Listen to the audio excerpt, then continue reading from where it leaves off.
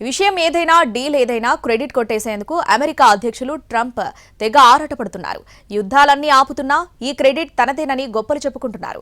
Iran Israel war ఆగిందని కొన్ని గంటల ముందే ప్రకటించి క్రెడిట్ కొట్టేసే ప్రయత్నం చేశారు. భారత్ పాక్ సీజ్ ఫైర్ విషయంలోనూ ఇలాగే వ్యవహరించారు.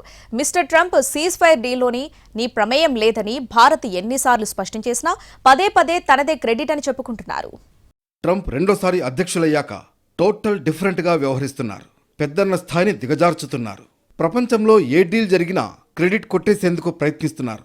ఆ మధ్య భారత్ పాకిస్తాన్ మధ్య పెరుగుతున్న ఉద్రిక్తతలను తానే నివారించారని, వాణిజ్య ఒప్పందాలను ఆయుధంగా ఉపయోగించి యుద్ధ పరిస్థితిని తప్పించగలిగానని చెప్పుకున్నారు.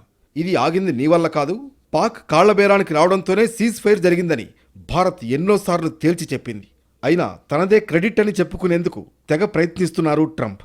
ఇప్పుడు ఇరాన్ ఇజ్రాయెల్ వార్ తన వల్లే ముగిసిందని అంటున్నారు. ఇరాన్ ఇజ్రాయెల్ మధ్య కాల్పుల విరమణ ఒప్పందం తన కారణంగానే కుదిరిందంటూ ఆ క్రెడిట్ తన ఖాతాలోకి వేసుకునే ప్రయత్నం చేశారు ట్రంప్. ఇజ్రాయెల్ ఇరాన్ ఒకేసారి తన దగ్గరకు వచ్చి శాంతి నెలకొల్పాలని కోరాయని ట్రూత్ సోషల్లో పేర్కొన్నారు. ఆ క్షణంలో ఆ దేశాల ఆవశ్యకతను తాను గుర్తించాలని, శాంతికి సమయం ఆసన్నమైందని గ్రహించాలని చెప్పారు. ఈ విధమైన నిర్ణయం ఆ రెండు దేశాలకే కాకుండా ప్రాంతీయంగా సాధించిన విజయంగా అభివర్ణించారు ట్రంప్. ప్రపంచ వేదికపై తనను తాను డీల్ మేకర్గా చెప్పుకుంటున్నారు ట్రంప్. ఈ రెండు శత్రు దేశాల మధ్య కొత్త అధ్యాయానికి గల అవకాశాలను వివరించారు. ఈ దేశాలు భవిష్యత్తులో అపారమైన పరస్పర ప్రేమ, శాంతి, శ్రేయస్సును చవిచూస్తాయన్నారు. ఇజ్రాయెల్ ఇరాన్లకు అద్భుతమైన భవిష్యత్తుందని చెప్పుకొచ్చారు. ఇలా ప్రపంచంలో ఏ రెండు దేశాల మధ్య డీల్ జరిగినా క్రెడిట్ తనదేనని చెప్పుకోవడం ట్రంప్కు అలవాటుగా మారింది.